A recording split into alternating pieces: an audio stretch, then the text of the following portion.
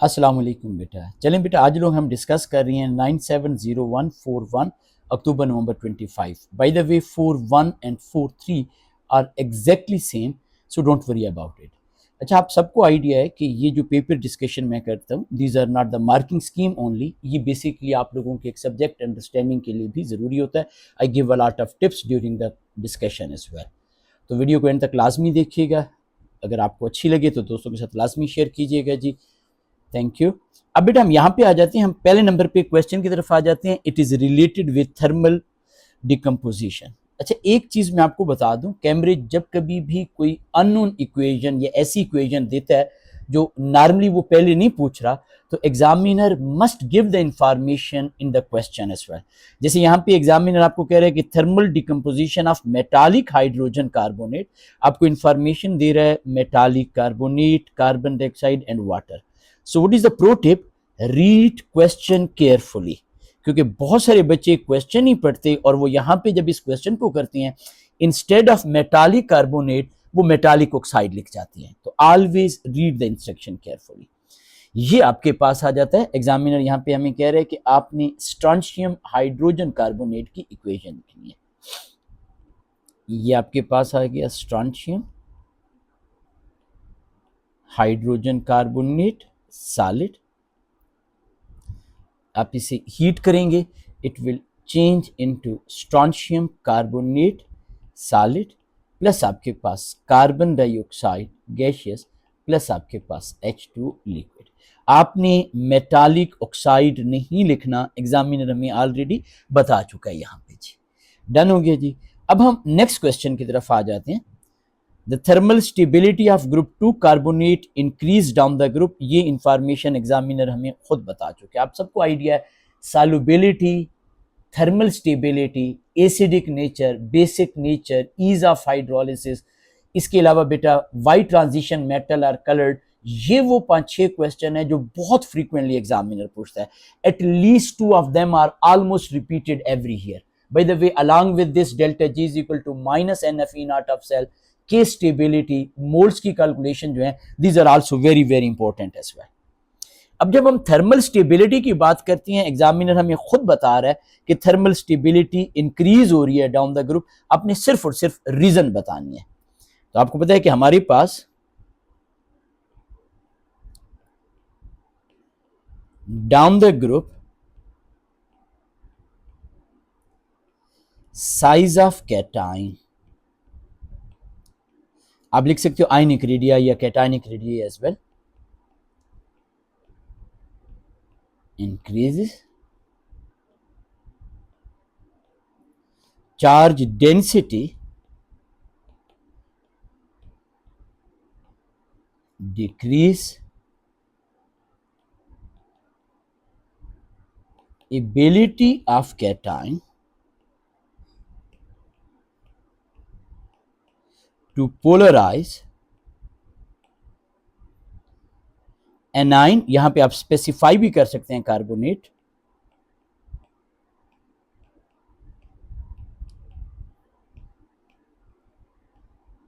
Decrease. अब एक चीज का लाजमी आपने ख्याल रखना है, आप जब भी थर्मल स्टेबिलिटी की बात करते हैं, आप हमेशा ability of cation to polarise anion की बात करेंगे।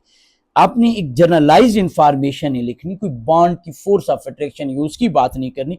बेसिकली हम कार्बन ऑक्सीजन में बॉन्ड को पोलराइज करते हैं, ये एक स्कोर होता है, और फिर इसका काज क्या होता है ये आपके पास सेकंड स्कोर होता है। इन चीजों पे आपने लाजमी करना। अब यहाँ पे आप देख भी सकते हो सॉल्युबिलिटी का क्वेश्चन हमारे पास आ गया।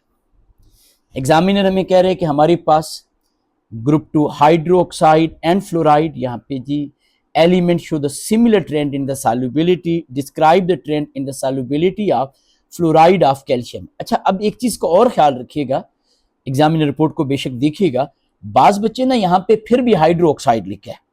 एग्जामिनर बड़े स्पेसिफिकली कह रहा है कि आपने हाइड्रो ऑक्साइड और फ्लोराइड का सेम ट्रेंड है, बट लेकिन आपने जो सॉल्युबिलिटी बतानी है वो फ्लोराइड की बतानी है। अब आप सबको पता है कि हमारे पास जो हाइड्रो ऑक्साइड या ऑक्साइड या स्मॉलर एनाइन, में क्लास में बच्चों को बताता हूं, their solubility increases down the group. तो उसी चीज को, उसी कंसेप्ट को हम यहां पे लिखते हैं। लीस्ट सॉल्युबल हमारे पास आ जाएगा कैल्शियम फ्लोराइड, फिर आपके पास आ जाता है strontium fluoride, and most soluble आ जाएगा बेरियम फ्लोराइड। रीजन क्या है हमारे पास? रीजन यह है कि अब आपके पास 4 स्कोर का क्वेश्चन है, फुल डिटेल लॉजिकल एक्सप्लेनेशन आपने बतानी है। स्टार्ट करते हैं हम। Down the group size of cation increase. अच्छा, आप डायरेक्ट चार्ज डेंसिटी भी लिख सकते हो, charge density of group 2 cation decrease. Charge density और साइज अपोजिट होते हैं। अब ये इसका इंपैक्ट क्या होगा व्हेन दिस इज इंक्रीजिंग? आप सबको पता है hydration energy is directly proportional to charge on ion, inversely proportional to size. Same is the case with the lattice energy. तो जब चार्ज डेंसिटी डिक्रीज हो रही है, ये दोनों वैल्यूज डिक्रीज हो रही है। तो आप यहां पे लिखोगे, so standard enthalpy of hydration of group 2 metal ion and अब आपने स्पेसिफाई किया, देखा आपने नोट किया, हमने स्पेशल लिखा है metal ion, and standard enthalpy of latest energy of group 2 fluoride.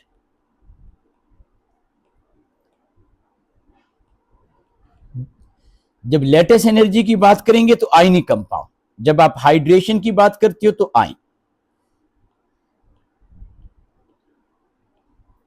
Decrease down the group. अब जब ये दोनों डिक्रीज हो रही हैं तो इनमें से एक को ज्यादा डिक्रीज होना चाहिए। याद रखिएगा, जब कभी भी आपके पास मोर सॉल्युबल हो रहा होता है, इसका मतलब है कि हमारे पास जो delta H F solution it is becoming more negative. तो आप यहां पे लिखोगे, but decrease in standard enthalpy of lattice energy is more significant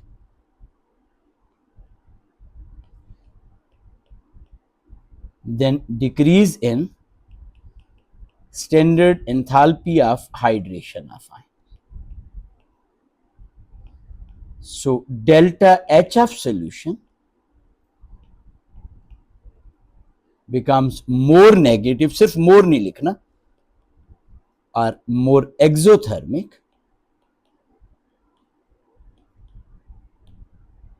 and solubility increase.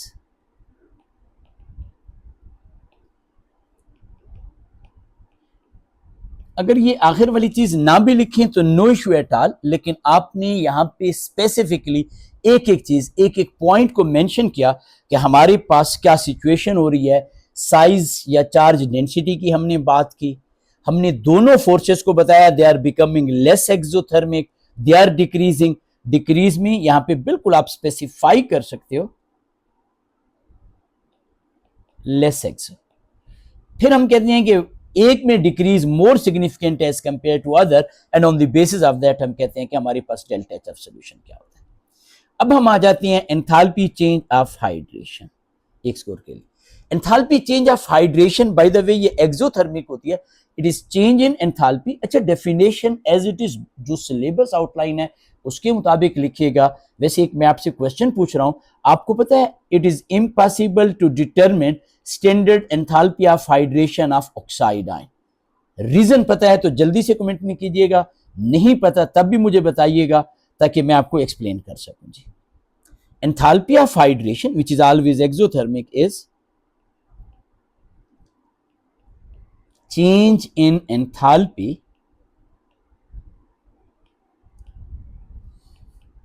when 1 mole of gaseous ions.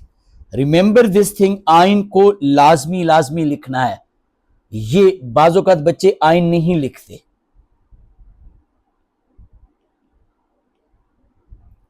Dissolve in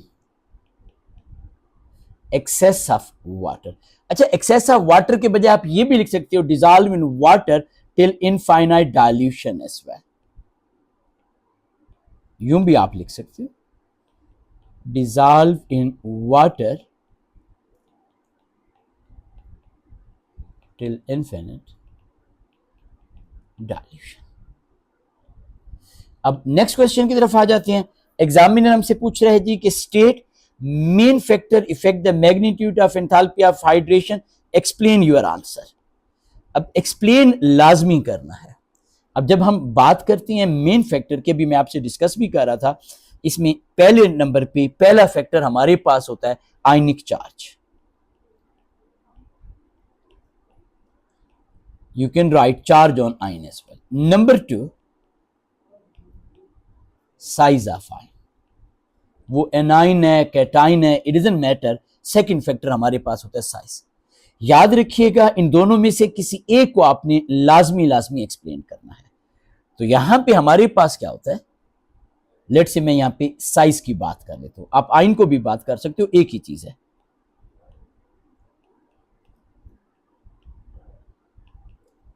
by increasing size of ion you can write ionic radii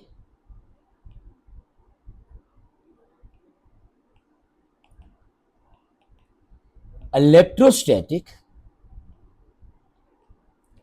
force of attraction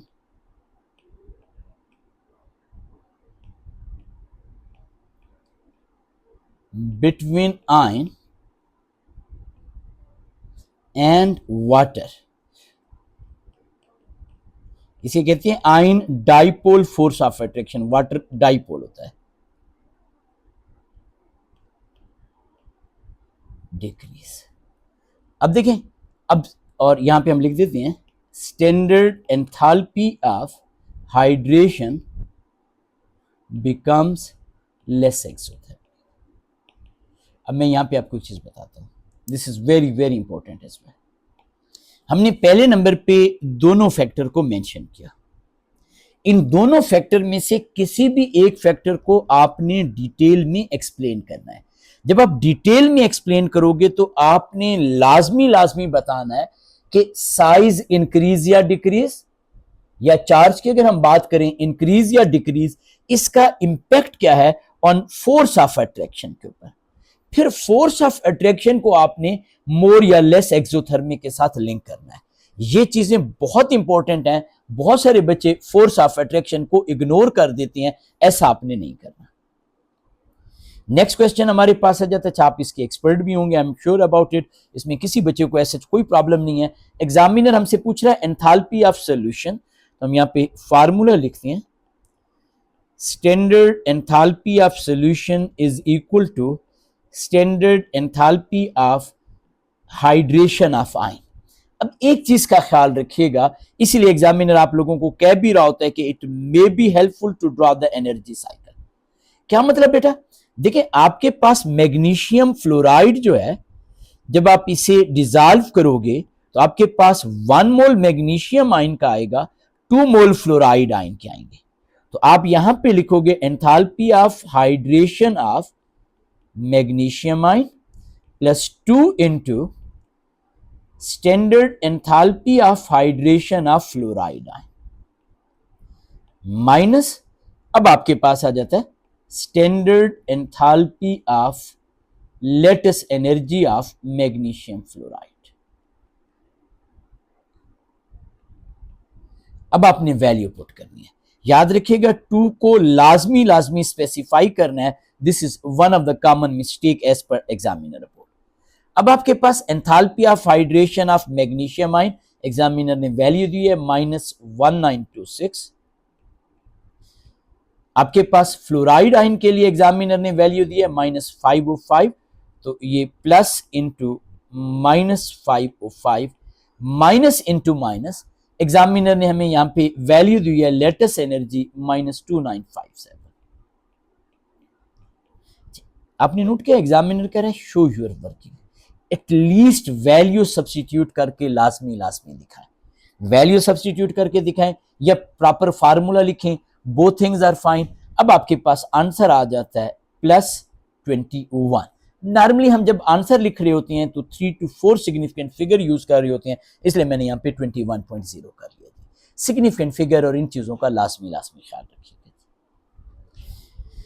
solubility product पे बेटा लाजमी focus करना है। Solubility product हमारे पास क्या आ जाता है, examiner हमें कह रहा है कि जी mercury 1 fluoride sparingly soluble in water, आपके पास कैटाइन एग्जिस्ट एज। अब इस चीज को ना मैंने आपको क्या कहा है, आपने क्वेश्चन को केयरफुली रीड करना है। अब किसी बच्चे ने इस क्वेश्चन को नहीं पढ़ा और उसने पता ही क्या है, उसने यहाँ पे उसने फौरन ही कहा जी कि मुझे तो सॉल्युबिलिटी प्रोडक्ट का आइडिया सर, और मरकरी 1 से मुराद है मरकरी की ऑक्सीडेशन स्टेट +1 है, तो इससे वो जब 2 मरकरी समझेगा तो आंसर रॉन्ग हो जाएगा। That's why I am repeating this thing, read the question carefully. यहां पे उसने खुद आपको बता दिया कि Hg2 पॉजिटिव, हालांकि मरकरी के ऊपर चार्ज +1 है। तो जब आप KSP लिखोगे ये सारी चीजों पे इफेक्ट आएगा। यहां पे आप लिख रहे हो Hg2 चार्ज 2 पॉजिटिव इनटू आपके पास फ्लोराइड और इसका स्क्वायर। अगर किसी बच्चे ने पूरा क्वेश्चन नहीं पढ़ा, Hg1 करेगा और फिर उसका स्क्वायर कर जाएगा, उसका यूनिट, और ये सारी चीजें रॉन्ग आ जाएंगी। यूनिट आपके पास क्या आ गया, मोल क्यूब DM की पावर -9। अच्छा, आप सबको पता है ना, मैंने वो पेपर 5 के एक वीडियो में भी बताया कि आप A लेवल में यूं नहीं लिख सकते, ये डैश वाली चीज रॉन्ग होती है। जून 2025 का पेपर मैंने अपलोड किया हुआ है, उसको लाजमी देखिएगा, वहां पे मैंने बकायदा चेक्ड पेपर दिखाए हुए हैं, that will be very helpful for you people as well. अब हम KSP की बात करते हैं। हमारे पास सॉल्युबिलिटीज की दी हुई है, सॉल्युबिलिटी से मुराद है इतने मोल पर DM³ डिसॉल्व हो गया। जितने बेटे इसके मोल डिसॉल्व होंगे, सेम नंबर ऑफ मोल आपके पास Hg2 +2 के बनेंगे, बट ट्वाइस मोल फ्लोराइड के बनेंगे। यानी यहां पे आप लिख सकते हो KSP = 9.20 इंटू 10⁻⁻, आपने देखा 9.20 लिखा है, 3 सिग्निफिकेंट फिगर, इंटू फ्लोराइड की जगह पे 2 इंटू 9.20 इंटू 10⁻³ इसका स्क्वायर। याद रखिएगा आपने डबल करना है क्योंकि मोलर रेशियो डबल है, स्क्वायर करना है क्योंकि फार्मूले में हम ऑलरेडी स्क्वायर लिख चुके हैं। दोनों चीजों का आपने लाजमी ख्याल रखना है। हमारे पास आंसर आ जाएगा 3.11 इंटू 10⁻⁻6। डन हो गया जी। चले जी नेक्स्ट क्वेश्चन की तरफ आते हैं। आपने मुझे सिर्फ एक फेवर करनी है, द ओनली वन फेवर। अगर आपको ये वीडियो अच्छी लगती है दोस्तों के साथ शेयर करनी है, लाइक और सब्सक्राइब करना है। That is the only thing which I am asking from you people. Thank you जी। Next, and a lot of prayer for you people. Iron can form stable ions +2 +3 in the oxidation state. State why transition metal have the stable आपके पास। अब याद रखिएगा जब भी variable oxidation state की बात कर रहा होता है, इसका मतलब ये होता है जी कि we can remove more than 2 types of electron as well. What mean by this? Normally ये होता है जब आप वैलेंस शेल के इलेक्ट्रॉन रिमूव करते हो, there is a big difference between valence and inner shell. तो इनर शेल से इलेक्ट्रॉन रिमूव करना मुश्किल होता है। जैसे Mg के आउटर मोस्ट शेल से रिमूव करें तो आपके पास जो इनर शेल है 2p6, वहां से इलेक्ट्रॉन रिमूव करना मुश्किल है। लेकिन अगर वहां से भी इजी होता तो we can remove that will be variable oxidation state. तो ये इसका स्पेसिफिकली लिखना है कि small energy gap between 4s and 3d। This is very very important.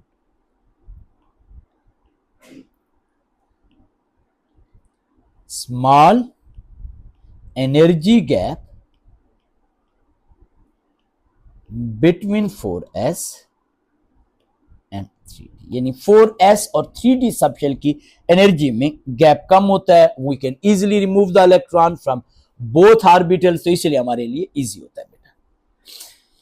अब यहां पे एग्जामिनर कह रहा है aqueous solution of iron 2 salt contain complex, ये यहां पे उसने बताया हुआ है डिफाइन कॉम्प्लेक्स। अब मैं कॉम्प्लेक्स की डेफिनेशन बता रहा हूं और मुझे आप लोगों ने ऑनेस्टली बताना है कि आप इसमें क्या मिस्टेक करते हैं। मैं आपको बता भी देता हूँ।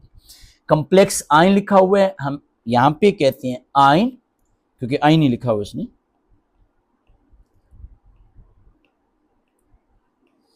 which is formed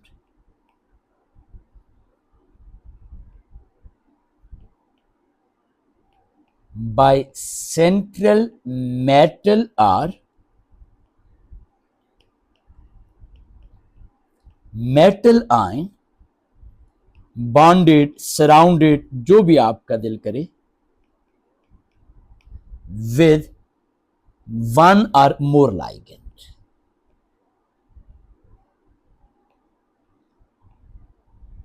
अब बेटा आपने मुझे बताना है कि आप में से कितने बच्चे हैं जो मेटल भी लिखते हैं।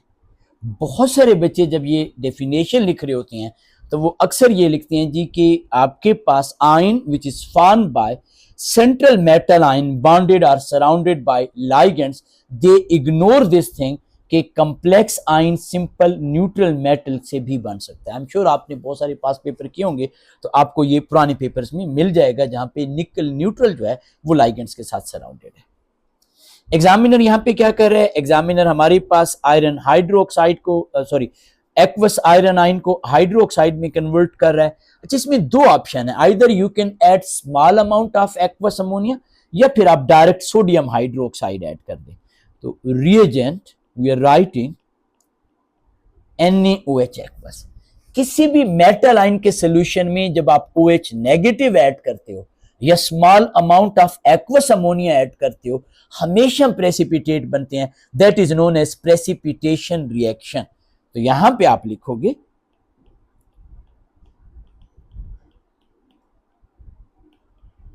Precipitation reaction. क्या कहा है बेटा मैंने, मेटल आयन। अच्छा, इसमें एक चीज का ख्याल रखना है, वो metal ion which are metallic hydroxide which are completely soluble alkalis like barium, उसमें तो ऑब्वियसली कोई ऑब्जर्वेशन नहीं होगी। बट नॉर्मली जो आपके पास मोर देन 90% मेटल आयन है, either you are adding few drops of aqueous ammonia or you are adding sodium hydroxide, you always get the precipitate which are metallic hydroxide।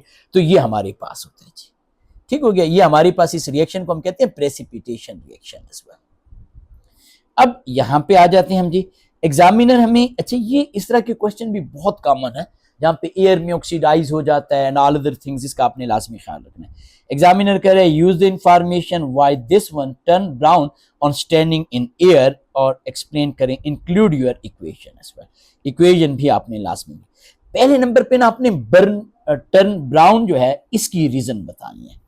तो देखें आपके पास ये रिएक्टेंट है, ये इसमें चेंज हो रहा है, ये ऑक्सीडेशन हो रही है, आयरन 3 हाइड्रोक्साइड ब्राउन होता है। तो सबसे पहले आप लिखोगे कि हमारे पास आयरन 2 आयन जो है basically it is oxidised into iron 3 ion. Fe2 positive aqueous, बल्कि एक्वस हम नहीं लिखते, हम यहां पे प्रॉपरली पूरी इक्वेशन में लिख देता हूं, FeH2O4 टाइम OH2 पॉजिटिव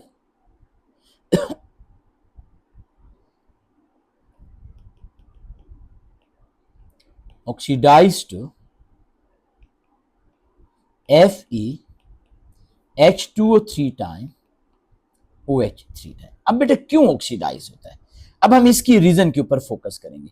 अगर आप गौर से देखें ऑक्सीजन की E0 वैल्यू पॉजिटिव है। अच्छा, अब ऑक्सीजन की पॉजिटिव है, it mean it can reduce easily. जब ऑक्सीजन रिड्यूस होगा, इसकी E0 वैल्यू नेगेटिव है, इसे ऑक्सीडाइज कराएगा। E0 ऑफ सेल भी आप कैलकुलेट कर सकते हो, E0 of cell is positive. तो आप यहां पे लिख सकते हो E0 ऑफ ऑक्सीजन स्लैश आपके पास H2O। ये देखें बेटा, ये ऑक्सीजन और OH, sorry not H2O, H2O की दूसरी इक्वेशन होती है OH negative. E0 value plus 0.40 volt is more positive than E0 of। अच्छा, जब भी E0 लिखती हो तो आप हमेशा higher oxidation state changing into lower, यानी जो इक्वेशन के मुताबिक है रिएक्टेंट स्लैश प्रोडक्ट। तो यहां पे आप लिखते हो FeH2O3 time OH3 time slash FeH2O4 time OH2 time, बेशक इसकी आप वैल्यू भी लिख सकते हो -0.56। आप यहां पे ये भी लिख सकते हो, or E nought of cell reduction minus oxidation, तो ये बेटा आपके पास जाता है +0.96 volt. So oxygen in air easily oxidize Fe H2O 4 time OH2 time into Fe H2O 3 time OH3 time। अब देखिए हमने यहां पे प्रॉपरली फुल डिटेल लिखी। कलर ब्राउन क्यों आया वो हमने बताया यहां पे जी। हमने ये बताया ऑक्सीजन इसे क्यों ऑक्सीडाइज कर सकती है, ई नॉट ऑफ सेल पॉजिटिव है या उससे वो मोर पॉजिटिव, इसलिए इसको ऑक्सीडाइज कर। यहां तक हमारे पास तो स्कोर आ गया। अब हमने इक्वेशन लिखी। जो सब्सटेंस रिड्यूस हो रहा होता है उसे हम एज इट इज लिखते हैं, जो ऑक्सीडाइज हो रहा होता है उसको हम रिवर्स ऑर्डर में लिखते हैं। यानी आप यहां पे लिखोगे कि आपके पास एफ ई, एक मैं इसे उसे लिख लेता हूं रेड कलर से ताकि आप लोगों के लिए आसानी हो जाए। FeH2O 4 टाइम OH आपके पास 2 time, in the presence of OH negative it is changing into Fe H2O 3 time OH 3 time plus H2O plus आपके पास इलेक्ट्रॉन। अब एक चीज का ख्याल करना है, जो रिड्यूस हो रही है उसे हमने एज इट इज रहने दिया, जो ऑक्सीडाइज हो रही है उसे हमने रिवर्स ऑर्डर में किया। Loss and gain of electron must be same, तो इस इक्वेशन को हमने 4 से मल्टीप्लाई किया। जब आपने 4 से मल्टीप्लाई किया आपके पास यहां पे OH4 हो गया, यहां पे प्रोडक्ट के 4 ये कैंसिल हो गए, 4 इलेक्ट्रॉन से 4 इलेक्ट्रॉन कैंसिल हो गए। यहां पे आपके पास 4 वाटर मॉलिक्यूल, यहां पे 2 वाटर मॉलिक्यूल, तो प्रोडक्ट वाली साइड पे आपके पास ये देखे ना, ये 4H2O, ये 4 से हमने मल्टीप्लाई किया, ये 2H2O, तो रिमेनिंग आपके पास 2H2O बच गए। Over here you are writing the proper equation as well. क्या इक्वेशन आपके पास आ जाएगी? आपके पास oxygen gaseous plus 4 mole of Fe H2O 4 time OH2 time, it is changing into 4 mole of Fe H2O 3 time OH 3 time plus आपके पास 2H2O। क्योंकि examiner ने हमसे इक्वेशन मांगी हुई है, सो इक्वेशन इज कंपल्सरी, वो हम लाजमी लिखेंगे जी। ठीक हो गया जी। चलें, ये आप लोगों को समझ आ गई। अब हम यहां पे आ जाते हैं। Nernst equation is one of another favourite topic of examiner, solubility, thermal stability के साथ साथ इसमें एक दो चीजों का आपने लाजमी ख्याल रखना है जी। सर ये नर्स्ट इक्वेशन ही है, ये Gibbs free energy equation related this. वैसे नर्स्ट भी फेवरेट है। यहां पे आपने पहले नंबर पे ये फार्मूला लिखना है, delta G is equal to -NF E nought of cell. इसमें ये जो n होता है, n is number of electron transferred. Remember this thing, Nernst equation में जो z होता है वो आइदर इलेक्ट्रॉन गेन और लॉस्ट इन हाफ इक्वेशन, वहां पे मोल का कोई रोल नहीं होता, यहां पे मोल का रोल होगा। Remember this thing. जैसे यहां पे कोबाल्ट है, इसकी ऑक्सीडेशन स्टेट +2 है, +3 में जा रही है, लॉस ऑफ 1 इलेक्ट्रॉन हो रहा है, 2 मोल है तो 2 इलेक्ट्रॉन करेंगे। आप bye the way gain of electron से भी ये चीज कैलकुलेट कर सकते थे। तो n की वैल्यू बेटा आपके पास 2 आ गई, f की वैल्यू है 96,500, वोल्टेज आपके पास आ गई 1.67। अब ये जो आंसर आएगा दैट विल बी इन जोल। रिमेंबर दिस थिंग, इसे आप हमेशा किलो जोल में कन्वर्ट करोगे, you must divide 1000 as well, as it is आपने इसे नहीं छोड़ना, ये नेगेटिव का साइन भी। तो आपके पास आंसर आ रहा है, कैलकुलेटर आपके पास होगा -322,310 जोल। आप किलो जोल में लिखेंगे तो यहां पे आप लिखोगे -322.3। अब आप सोच रहे हैं सर आपने यहां पे इसे राउंड ऑफ करके क्यों लिखा, क्योंकि ये हमारे पास 4 सिग्निफिकेंट फिगर आ गई थी। नेक्स्ट क्वेश्चन की तरफ आ जाते हैं। एग्जामिनर हमारे पास है जी, इस क्वेश्चन में एग्जामिनर कह रहे state the type of catalyst and explain your answer. अब देखें आपके पास ना manganese 4 oxide is a solid, hydrogen peroxide is a liquid, they are having the different physical state, they are having the different phase as well, इसलिए बेटा हम कहेंगे कि ये हमारे पास हेट्रोजीनियस कैटलिस्ट है। हम यहां पे लिखेंगे कि हमारे पास heterogeneous catalyst as कैटलिस्ट। आपके पास कैटलिस्ट क्या है बेटा, आपके पास सॉलिड है, इस चीज का आपने लाजमी ख्याल करना है। ये आपके पास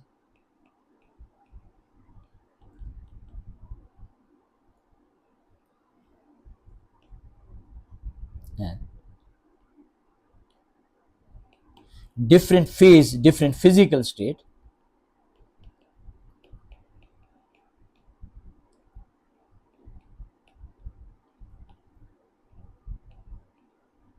देन रिएक्टेंट। जरूरी नहीं है बेटा आप वो लिखें, क्योंकि मैं बेसिकली आपको बता रहा हूं, इसलिए मैंने ब्रैकेट में ये सारी की सारी चीजें लिखी। अच्छा, ये जो रेट वाला क्वेश्चन है, ये बड़ा मजे का क्वेश्चन है। आपने ट्राई किया होगा, ट्राई नहीं किया तो बहुत सारे बच्चे जो हैं वो आयोडाइड के केस में प्रॉब्लम कर जाते हैं। चले हम इसको जब देखते हैं, ये आपके सामने सारा डाटा है। जब हम हाइड्रोजन पर ऑक्साइड को देखेंगे, वो will try our level best के बाकी कोई चीजें ऐसी हों जो हमारे पास अनचेंज रहें।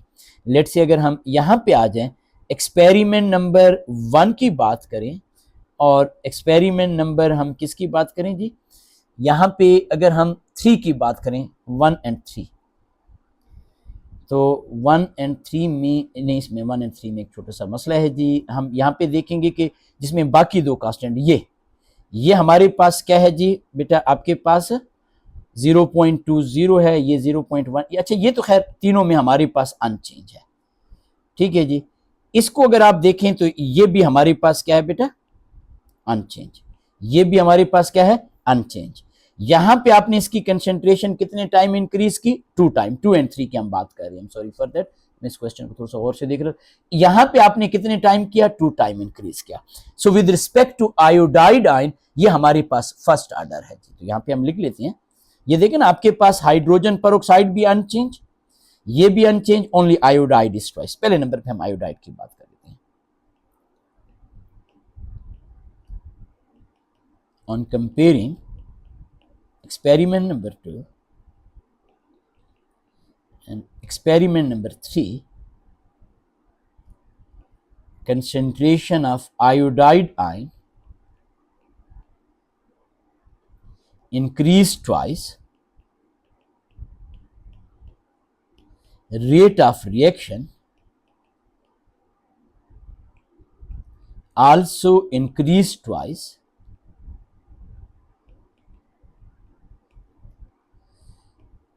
so first order for iodide. अब हम नेक्स्ट की तरफ आ जाते हैं, हम हाइड्रोजन परऑक्साइड की तरफ आते हैं। जब हम हाइड्रोजन परऑक्साइड की बात करेंगे, अब हाइड्रोजन परऑक्साइड के केस में आपने गौर से देखना है, हाइड्रोजन परऑक्साइड के केस में ये हमारे पास अनचेंज है, लेकिन बाकी चेंज हो रहे हैं। अब गौर से देखिएगा, हमने यहां पे इसकी कंसेंट्रेशन को 2 टाइम इंक्रीज किया, इसकी कंसेंट्रेशन को हमने 2 टाइम डिक्रीज किया, रेट ऑफ रिएक्शन अनचेंज रहा। अब बाज़ बच्चे समझते हैं जी कि sir with respect to hydrogen peroxide it should be 0 order, but they ignore this thing कि हमने यहां पे आयोडाइड को भी चेंज किया। ये जो रेट है ये अब दोनों की वजह से है। अब ड्यू टू आयोडाइड हम ऑलरेडी कह चुके हैं कि रिएक्शन फर्स्ट ऑर्डर है, तो हमारे पास ये जो रेट है ये actually due to iodide ion double हो जाना चाहिए, mean multiply by 2, 4.84 into 10 to raise power -3। लेकिन चूंकि हमने हाइड्रोजन परऑक्साइड को हाफ किया तो हमारा रेट फिर हाफ हो गया। तो इसका मतलब ये हुआ कि with respect to hydrogen peroxide it is first order as well. हम यहां पे लिखते हैं इसी चीज को, हमारे पास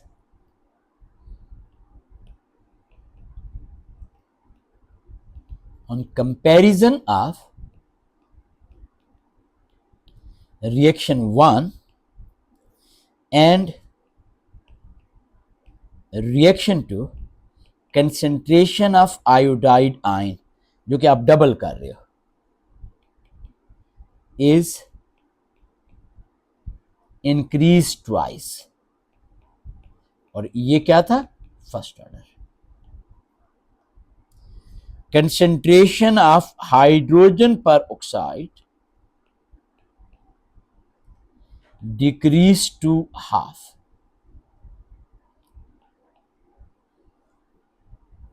यहां पे मैं ओवरऑल लिख देता हूं, ओवरऑल rate of reaction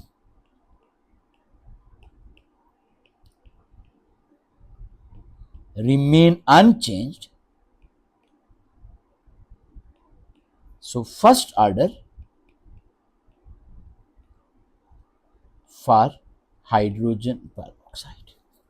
अब देखिए बेटा, आपने, मैंने यहां पे प्रॉपरली एक्सप्लेन किया है कि आपने जब आयोडाइड को डबल किया रेट ये होना चाहिए, लेकिन रेट अनचेंज रह रहा है, तो इसका मतलब है that is due to hydrogen peroxide. अब अगर हम हाइड्रोजन आयन की बात करें, अब हम ये वाले दो लेट से कंपेयर कर लेते हैं जी। ये कोई भी आप कंपेयर कर सकते हो, इसमें कोई भी मसला नहीं है। लेट से आप यहां पे किसी को भी, अब आपको पता है कि with respect to iodide ion तो ये फर्स्ट ऑर्डर था, वो हमने, अच्छा इसमें ना थोड़ा सा ये नंबर चेंज हो रहा है, तो हम क्या करते हैं, हम ये एक काम कर लेते हैं, हम यहां से लेकर यहां तक देखें, हमारे पास रेट क्या हो रहा है बेटा, डबल हो रहा है, 2 टाइम इंक्रीज हो रहा है, ऐसे ही है जी। ये कंसेंट्रेशन, ये भी आपके पास 2 टाइम, लेकिन रेट ऑफ रिएक्शन भी 2 टाइम, और हमें पता है कि विद रिस्पेक्ट टू हाइड्रोजन पर oxide it is first order. जब हमें ये पता है विद रिस्पेक्ट टू हाइड्रोजन पर ऑक्साइड फर्स्ट ऑर्डर है, तो ये जो चेंज है रेट की, ये तो हाइड्रोजन पर ऑक्साइड की वजह से है। इसका मतलब है due to hydrogen ion there is no change in the rate of reaction. हालांकि ये यहां से लेकर यहां तक 4 टाइम इंक्रीज हुआ, लेकिन रेट हमारे पास 2 टाइम इंक्रीज है, तो आप इसी को लिखेंगे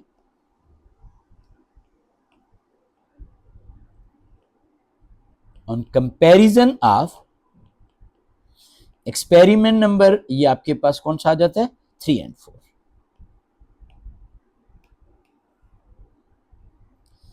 concentration of hydrogen peroxide is twice, concentration of hydrogen ion increased 4 times, rate become double, so reaction is, अच्छा आप ना ब्लैंक पेज पे लिख दोगे, is zero order with respect to hydrogen. ये जो मैंने एक्स्ट्रा लिखे ना, आपके पास ब्लैंक पेज होता है, आप किसी भी पेपर में देख के मिनिमम 2 ब्लैंक पेज होते हैं, अब वहां पे लिख लेंगे जी। डन हो गया, इसको आपने नोट कर लिया जी, चलें गुड हो गया। मैं यहाँ पे से रब कर देता हूं ताकि मैं यहाँ पे अगला क्वेश्चन, अगला पार्ट कर सकूं। अब यहाँ पे एग्जाम में आपको ये पता चल गया कि हमारे पास क्या उसका है। अब एग्जामिनर हमसे क्या पूछ रहा है, एग्जामिनर पूछ रहा है कि यूज योर रेट इक्वेशन। अभी रेट इक्वेशन क्या बनेगी, rate is equal to K into concentration of hydrogen peroxide into concentration of iodide। अब वो कह रहे आपने from the experiment number 1 calculate the rate constant. अब एक्सपेरिमेंट नंबर 1 में आप देखें तो ये आपके पास 2.42 इंटू 10 टू रेस पावर -3 है। हम यहाँ पे उसी की वैल्यू लिख देते हैं, 2.42 इंटू 10 टू रेस पावर -3 के हमने कैलकुलेट करना है। हाइड्रोजन पर ऑक्साइड की उसने वैल्यू हमें दी हुई है 0.0225 मोल पर डीएम क्यूब। आयोडाइड की उसने कंसेंट्रेशन दी है 0.300 मोल पर डीएम क्यूब।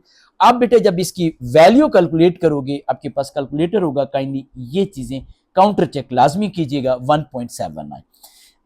अब एक चीज और ध्यान में रखनी है, इसका रेट का यूनिट होता है मोल पर डीएम क्यूब पर सेकेंड।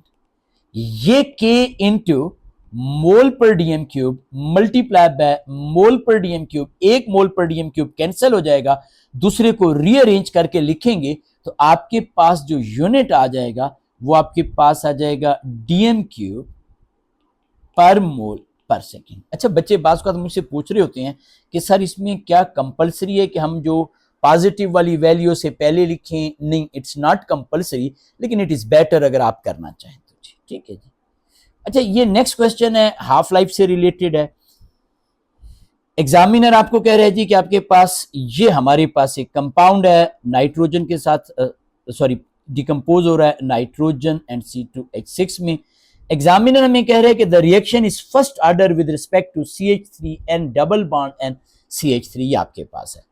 उसने स्पेसिफाई किया हुआ है कि use this to half life show that the reaction is first order. अब बेटा आपने करना क्या है, आपने बहुत आसान सी चीज है, ये आपके पास 0.05 है, इसका बिल्कुल हाफ ले लेना है। इसका हाफ जब आप लोगे तो ये इसका हाफ तकरीबन आपके पास आ जाएगा। और इस लाइन को ना आपने यहां तक इस तरीके से ये लाइन आपने लेके आनी है। मेरे पास भी रूलर नहीं, आप रूलर से प्रॉपरली लिखोगे। फिर बेटा आप इसी तरीके से एक और हाफ लाइफ ले लोगे जी। एक और हाफ लाइफ से मुराद है जी कि अब आप इसका ये जो आपके पास है 0.25 इसका फर्दर हाफ ले लेंगे, तो यू विल सी दैट कि आपके पास जो हाफ लाइफ है, ये आप टाइम नोट करेंगे तो ये हमारे पास 60 सेकेंड आ रहा है। अच्छा, आप अपनी मर्जी से कोई भी दो हाफ लाइफ ले सकते थे। लेट से ये 40 है, सॉरी 0.04 है और ये 0.02 है, आप इनके दरमियान भी टाइम कैलकुलेट कर सकते थे। कोई भी आप हाफ लाइफ लोगे, हाफ लाइफ जो कि 60 सेकेंड होगी, दैट विल बी कांस्टेंट। आपने प्रॉपरली इस तरीके से शो करना है और आप कहोगे कि जी हमारे पास reaction is first order. Half life 60 second, ये आप प्रॉपरली वहां से कैलकुलेट करोगे। हाफ लाइफ इज कांस्टेंट, ये एक स्कोर प्रॉपरली टेबल पे शो करने का है। So reaction is first order. अब एग्जामिनर आपसे कह रहे हैं के की वैल्यू। आप सबको पता है कि हमारे पास सिर्फ और सिर्फ first order reaction, not any other, सिर्फ और सिर्फ फर्स्ट ऑर्डर रिएक्शन में चूंकि हाफ लाइफ कांस्टेंट होती है, तो हाफ लाइफ और रेट कांस्टेंट के दरमियान रिलेशनशिप होता है के इज इक्वल टू 0.693 आपके पास divided by half life. 0.693 divided by 60, आप इसे प्रॉपरली कैलकुलेट करेंगे, आपके पास आंसर आ जाएगा 0.0116। मैं बार बार एक चीज कह रहा हूं, ट्राई योर लेवल बेस्ट कि आपने 3 सिग्निफिकेंट फिगर तक ये लिखना है। नेक्स्ट पार्ट एग्जामिनर कह रहे हैं कि describe the effect of increasing temperature on rate constant. अच्छा, एक चीज का ख्याल रखना है, पहले नंबर पे वो हमें कह रहा है रेट कांस्टेंट, दूसरे नंबर पे रेट ऑफ रिएक्शन। दोनों चीजों को आपने एक्सप्लेन करना है, दोनों एक्सप्लेन करेंगे तो आपके पास होगा, otherwise you may lose the score, बल्कि you will lose the score. तो इसलिए आपने लास्ट में वो करना है। आप यहां पे लिखोगे by increasing temperature K increases, so the rate of reaction increase। दोनों चीजों को आपने लास्ट में स्पेसिफाई किया। चलें नेक्स्ट क्वेश्चन की तरफ आ जाते हैं। अच्छा, इसमें ना बाज़ औक़ात बच्चे प्रॉब्लम करते हैं। क्वेश्चन 4 की तरफ आ गए। Define standard cell potential. गौर से क्वेश्चन को पढ़ना है। बाज़ औक़ात सेल पोटेंशियल के बजाय आप लोग इलेक्ट्रोड पोटेंशियल लिख जाते हैं, कंपेयर करना शुरू कर देते हैं with standard hydrogen electrode. No, not at all, ये सेल पोटेंशियल है, इट्स नॉट इलेक्ट्रोड पोटेंशियल। और एग्जामिनर कह रहा है कि डिस्क्रिप्शन में स्टैंडर्ड कंडीशंस भी बतानी है। तो क्या होता है cell potential? The potential difference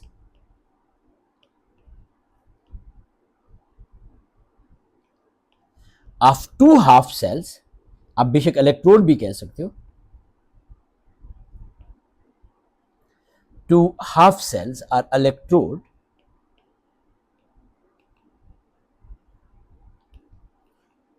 in the cell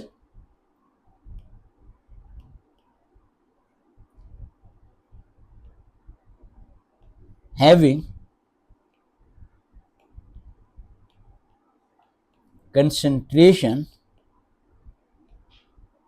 1 mole per dm cube for each ion। याद रखिएगा अगर एक से ज्यादा आयन होंगे जैसे आयरन 2, आयरन 3, तो दोनों का 1 मोल पर डीएम क्यूब, 1 मोल पर डीएम क्यूब।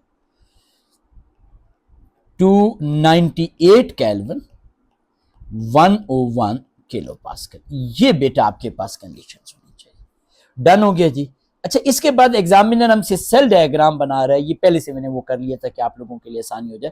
एग्जामिनर हमें कह रहे हैं कि zinc ion copper 2 positive copper, draw the label diagram of electrochemical cell, include all the necessary substance relevant piece of operators.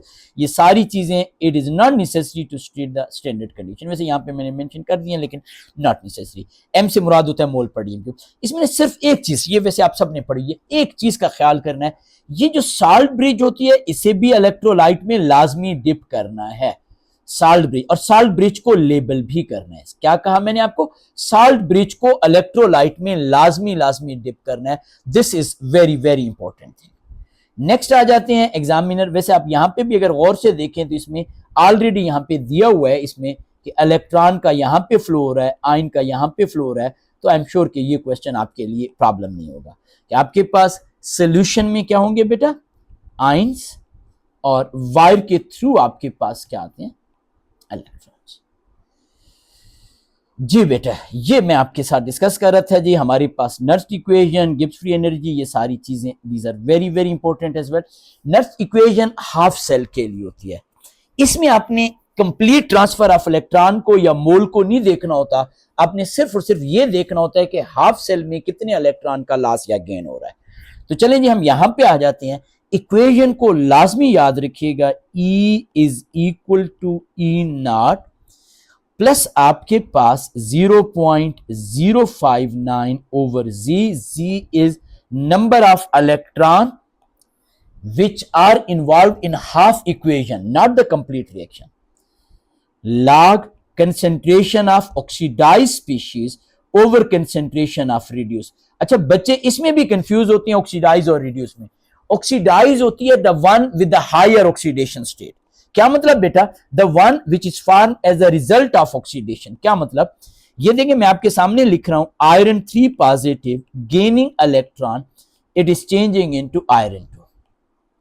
इसमें कौन सा आयन है which is form as a result of oxidation? What is said? Which is form as a result of oxidation. ये oxidize हो रहा है, this is oxidize species. Concentration of oxidize species mean concentration of iron 3 positive. आप आसान लफ्जों में कह सकते हो higher oxidation state are the one which is form as a result of oxidation, as a result, not which is being oxidised. Same is the case, ये आपके पास it is forming as a result of reduction, ये आपके पास। तो आप यहां पे concentration of reduce species mean the one which is lower oxidation state forming as a result of reduction. तो ये चीज लाजमी आपने जहन में रखनी है। और अगर कोई नॉन एक्वस चीज होगी तो उसके लिए आप 1 यूज करेंगे, यानी अगर कोई सॉलिड है, गैस है, तो उसकी कंसेंट्रेशन 1। तो E0 की वैल्यू आपके पास -0.76 plus 0.059 divide by 2 log concentration of oxidize, जो कि हमारे पास हायर ऑक्सीडेशन स्टेट है, जिंक 2 पॉजिटिव 0.25, मेटल सॉलिड है 1 कर लेंगे, आंसर आपके पास आ जाएगा -0.778 वोल्ट। अगर आपको मेरी एफर्ट पसंद आ रही है तो लाजमी बेटा चैनल को लाइक एंड सब्सक्राइब करिए। It's for you people. ये आपका जिस तरह फायदा हो रहा है, किसी भी स्टूडेंट का फायदा होगा, आई विल बी हैप्पी। ठीक है जी, this is for you people. यहां पे इस क्वेश्चन को अगर आप गौर से पढ़ें तो एग्जामिनर में कह रहे हैं कि इलेक्ट्रोकेमिकल सेल है, जिंक ऑक्साइड, दिस मैग्नीज आपके पास MnO2 Mn2O3 इलेक्ट्रोड है, इलेक्ट्रॉन आपके पास है E0 ऑफ सेल, उसने ये दिया है, ये उसने हमें इक्वेशन दिया है। और एग्जामिनर कह रहा है use the information determine the change in oxidation state of manganese. हमने मैग्नीज की ऑक्सीडेशन स्टेट में चेंज को डिटरमिन करना है। MnO2 manganese is +4, Mn2O3 manganese +3। I am sure आप में से हर एक बच्चे को पता होगा, नहीं याद तो x + 2 × -2 ओवरऑल 0, इस मोल का कोई काम नहीं है। यहां पे 2x + 3 × -2 ओवरऑल इज 0। अगर कोई आयन होता तो it will be equal to charge on ion. तो ये आपके पास है। अब एग्जामिनर आपको कह रहा है कि राइट ओवरऑल इक्वेशन, एक मिनट से मैं रब कर देता हूं। ओवरऑल इक्वेशन का रूल ये होता है कि आपके पास जो सब्सटेंस ऑक्सीडाइज हो रहा है उसे ऑक्सीडाइज की फॉर्म में, जो रिड्यूस हो रहा है रिड्यूस की फॉर्म में, जो चीज कैंसिल हो रही है उसे हम कैंसिल कर देते हैं। तो आपके पास अच्छा, इसने ऑलरेडी उसी तरीके से किया हुआ है, इलेक्ट्रॉन इलेक्ट्रॉन से, वाटर वाटर से, OH OH नेगेटिव से। तो ये आपके पास बहुत ही आसान सी चीज थी। Zinc plus 2 mole of MnO2, it is changing into zinc oxide plus आपके पास Mn2O3।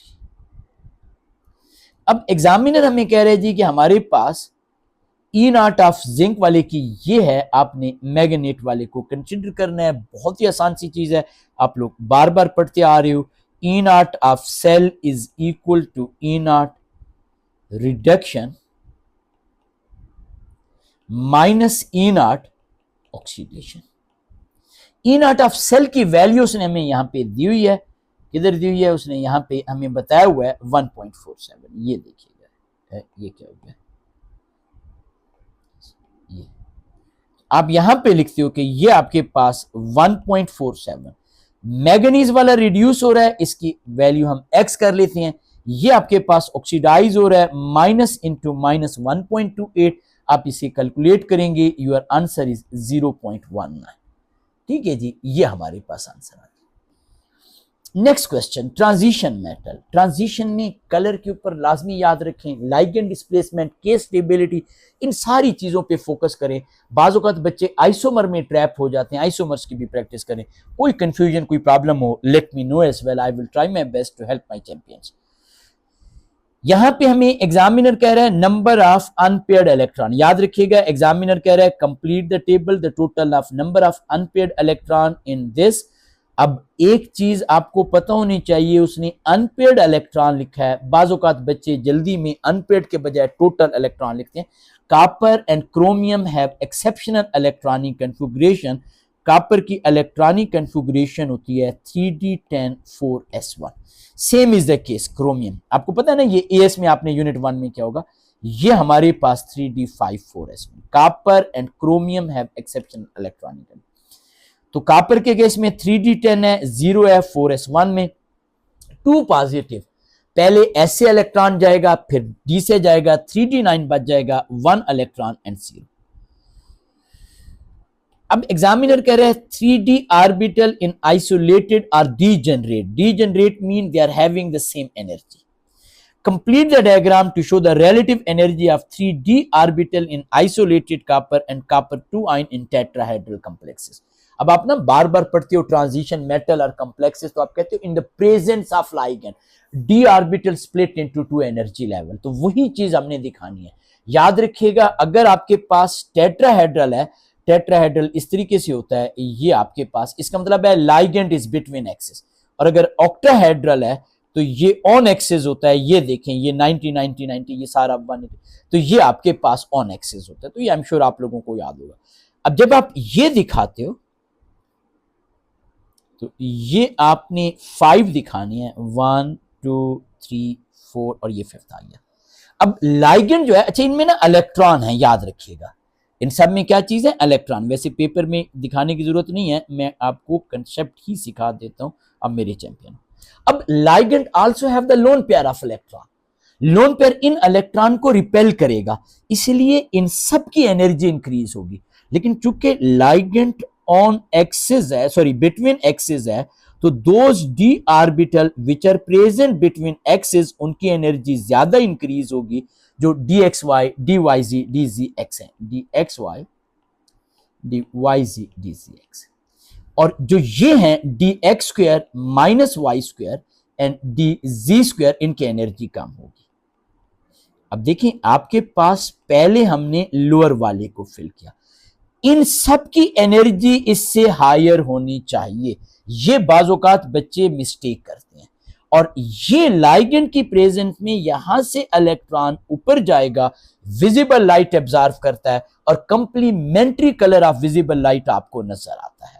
ये सारी चीजें लाजमी आपने जहन में रखनी है।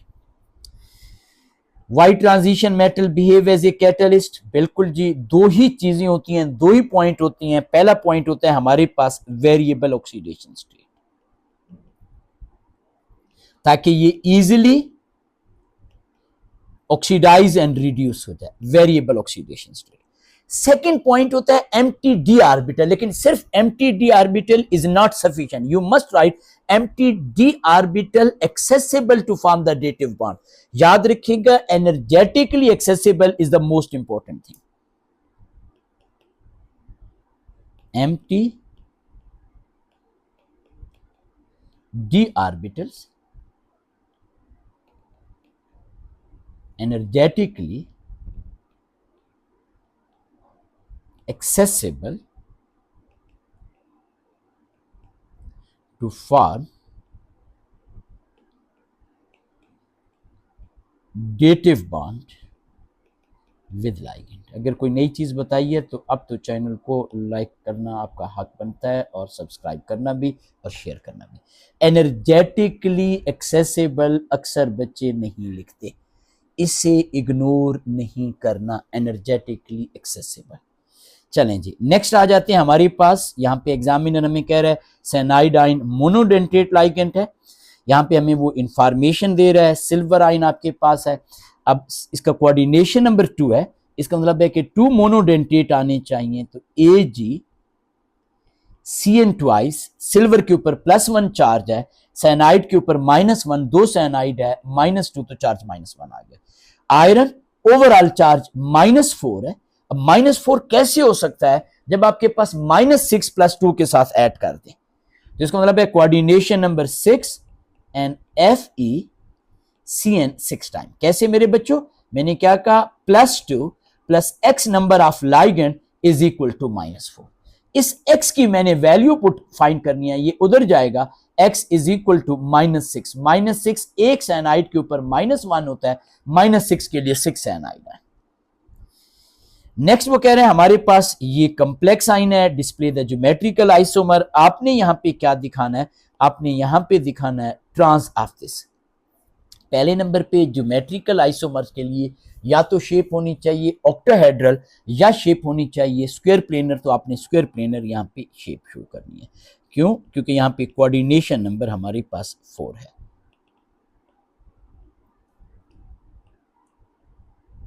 फिर वो कह रहे हैं कि आपने ट्रांस बनाना है, तो ट्रांस में आपके पास जो साइनाइड आयन होंगे या bromide ion, they are at the angle of 90 degree, ये आपके पास। अच्छा, आपने एक चीज नोट की है, मैंने यहाँ पे C को दिखाया बॉन्ड के अगेंस्ट, यहाँ पे भी उसकी रीजन ये होती है कि C is responsible to make the charge. ये आपके पास आ गया ओवरऑल चार्ज -1। शेप इसकी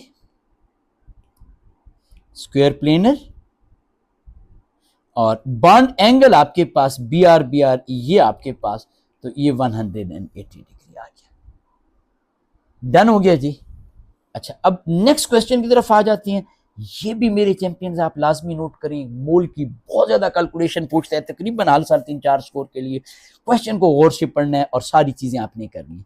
एग्जामिनर कह रहा है इम्प्योर सैंपल ऑफ वनेडियम 5, उसका ये मैस है, डिजॉल्व किया in aqueous solution vanadium, excess of zinc add किया, ऑल वनेडियम आयन वनेडियम 2 में चेंज हो गया, जिंक एटम ऑक्सीडाइज हो गया, अनरिएक्टेड जिंक हमने रिमूव कर दिया, और फिर हमने इसकी टाइट्रेशन की। KMnO4 की कंसेंट्रेशन एंड वॉल्यूम बताए, वनेडियम को उसने हमें बताया हुआ है, ये चेंज है, इक्वेशन हमने बताई हुई है, और कैलकुलेट द परसेंटेज। अच्छा, जिंक का यहाँ पे सवाई इसके कि इंफॉर्मेशन है कि जिंक खुद ऑक्सीडाइज हो रहा है, बाकी जिंक की कहीं पे मोल की कैलकुलेशन में कोई काम नहीं है। तो आपने सबसे पहले KMnO4 के मोल कैलकुलेट करनी है, कंसेंट्रेशन इनटू वॉल्यूम। तो हम यहाँ पे लिख लेते हैं मोल ऑफ पोटाशियम पर मैंगनेट CV, कंसेंट्रेशन है 0.070,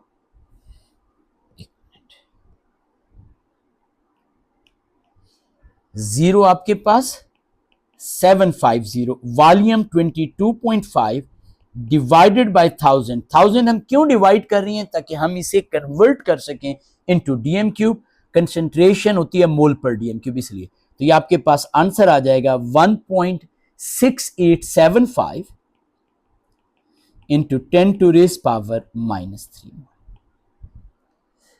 अब आपने यहां पे mole of vanadium ion find करनी है कि हमारे पास वनेडियम 2 पॉजिटिव के साथ रिएक्ट कर रहा है, उसके कितने मोल। अब बैलेंस केमिकल इक्वेशन को देखें यू कैन क्लियरली से दिस थिंग कि मैग्नेट के 3 मोल वनेडियम 2 के 5 मोल के साथ आपके पास जो मोल आए ये x क्रॉस मल्टीप्लाई करें 3x is equal to 5 multiply by your answer divide by 3. In other words, 5 over 3 into your answer of first part will be the mole of vanadium 2 positive. तो मैं यहां पे डायरेक्ट कर लेता हूं 5 multiplied by 1.6875 early round of नहीं करना into 10 to raise power -3 divided by 3. ये जब आप करेंगे तो ये आपके पास आ जाता है 2.8125 into 10 to raise power -3 मोल. अब आपके पास मोल ऑफ वनेडियम आ गया, वनेडियम 2 पॉजिटिव. वैसे इतने ही आपके पास वनेडियम मेटल के भी होंगे, तो आप यहां पे मास ऑफ वनेडियम फाइंड कर लेते हैं. तो मोल मल्टीप्लाई बाय AR, तो इसका AR होता है 50.9 multiply by 2.8125 into 10 to raise power minus आपके पास 3. यह आंसर आ जाता है 0.143 ग्राम. अब आप यहां पे परसेंटेज ऑफ वनेडियम फाइंड कर लेते हैं. Percentage of vanadium is 0.143 divided by examiner ने हमें बताया हुआ है 0.250 मल्टीप्लाई बाय 100 करेंगे तो ये आपके पास आ जाएगा 57.3%. अच्छा, अब मैं आपको एक कॉमन मिस्टेक बताता हूं. बहुत सारे बच्चे जो होते हैं वो क्या करते हैं, instead of finding the mass of vanadium, जो एग्जामिनर हमें कह रहा है वनेडियम का मास आपने परसेंटेज, वो क्या करते हैं, वो VO3-1 का करते हैं. उनका जो मास आ रहा होता है वो 0.250 से ज्यादा आ रहा होता है. They get confused. तो ये काम आपने नहीं करना. डन हो गया जी. वनेडियम 5 का जिंक के साथ सबसे पहले आपने ये देखना है कि लॉस और गेन ऑफ इलेक्ट्रॉन. वनेडियम की यहां पे ऑक्सीडेशन स्टेट है +5, +5 से +2 गेन ऑफ 3 इलेक्ट्रॉन, 0 से +2 लॉस ऑफ 2 इलेक्ट्रॉन. लॉस और गेन इक्वल होना चाहिए, तो इसको हम 2 से और इसको हम 3 से मल्टीप्लाई कर लेते हैं, यानी 3 जिंक होने चाहिए, ये 2 वनेडियम. अब आपके पास ऑक्सीजन कितने आ गए, 3 मल्टीप्लाई बाय 2 6 ऑक्सीजन मीन आपके पास 6 वाटर मॉलिक्यूल. ऑक्सीजन को बैलेंस करने के लिए हम हमेशा वाटर ऐड करते हैं और आखिर में हाइड्रोजन. 6 मल्टीप्लाई बाय 2 आपके पास 12H पॉजिटिव. पता नहीं इस मेथड का सबसे पहले loss and gain of electron आपने इक्वल किया. After doing loss and gain of electron फिर आप लोगों ने ऑक्सीजन को बैलेंस करना होता है, उसके लिए आप वाटर ऐड करते हो. फिर हाइड्रोजन को बैलेंस करना है, H पॉजिटिव आए. ब्लैंक पेज ही आ गया. अच्छा, नेक्स्ट हमारे पास आ जाता है एग्जामिनर क्रोमेटोग्राफी से रिलेटेड हमसे पूछ रहा है RF वैल्यू क्या होती है. तो RF वैल्यू हमारे पास होती है basically distance moved by a component, जो भी कंपोनेंट आपके पास है, डिवाइडेड बाय सॉल्वेंट फ्रंट. बहुत आसान है, ओ लेवल से आप पढ़ते आ रहे होगी.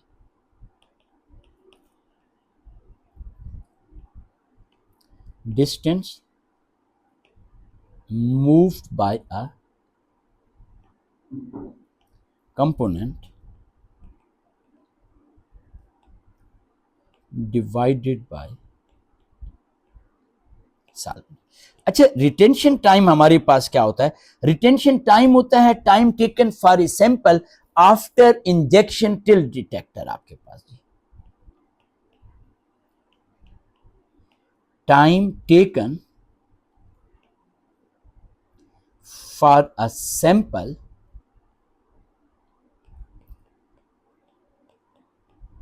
after injection till detector, जब तक डिटेक्ट होता है. थिन लेयर क्रोमेटोग्राफी में मोबाइल फेस क्या होती है. अच्छा, चूंकि ये थिन लेयर है पेपर क्रोमेटोग्राफी की तरह, तो कोई भी polar solvent, non polar solvent या कोई स्पेसिफाई कर सकते हो. लेट से आप यहां पे लिख देते हो पोलर सॉल्वेंट. आप यहां पे पोलर सॉल्वेंट में अल्कोहल यूज कर सकते हो, नॉन पोलर सॉल्वेंट एनीथिंग, कुछ भी आप यूज कर सकते हो. गैस लिक्विड क्रोमेटोग्राफी में मोबाइल फोर्स होती है इनर्ट गैस, लाइक जैसे नाइट्रोजन है, हीलियम है, यहां पे कुछ भी हो सकता है. इसमें स्टेशनरी फेस क्या होती है? वैसे तो मिथाइल सिलिकॉन्स होती हैं, लेकिन आप लोगों ने क्या लिखना है, आपने यहाँ पे दो चीजों का ख्याल रखना है। नंबर वन, वो इनर्ट होने चाहिए, नॉन रिएक्टिव। दूसरे नंबर पे नॉन वोलेटाइल हो, लिक्विड। नॉन वोलेटाइल लाजमी लिखना है, ऐसा ना हो कि वो हमारे पास जो है वोलेटाइल हो और वेपर्स में चेंज हो जाए तो हमारे लिए प्रॉब्लम होगा। तो ये चीज आपने करनी। नेक्स्ट वो कह रहा है कि mixture of two substance A and B analysed by thin layer chromatography, RF value of A is larger than the B, आपके पास explain why A is larger. अच्छा, सिर्फ आपने ये नहीं लिखना ए ने डिस्टेंस ज्यादा ट्रैवल किया, no not at all, you need to write the reason. अगर ये ज्यादा ट्रैवल कर रहा है तो ये मोबाइल फेस में ज्यादा सॉल्युबल है या स्टेशनरी फेस के साथ इसकी कम एब्जॉर्प्शन है, जो आप लिख सकना चाहेंगे।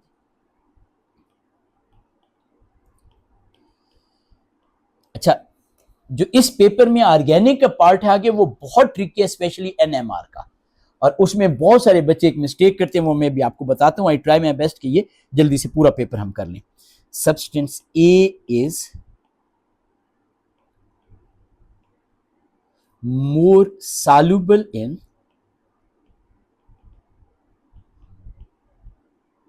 mobile phase और लेस, अब गौर से देखिएगा, एड्जॉर्प्शन।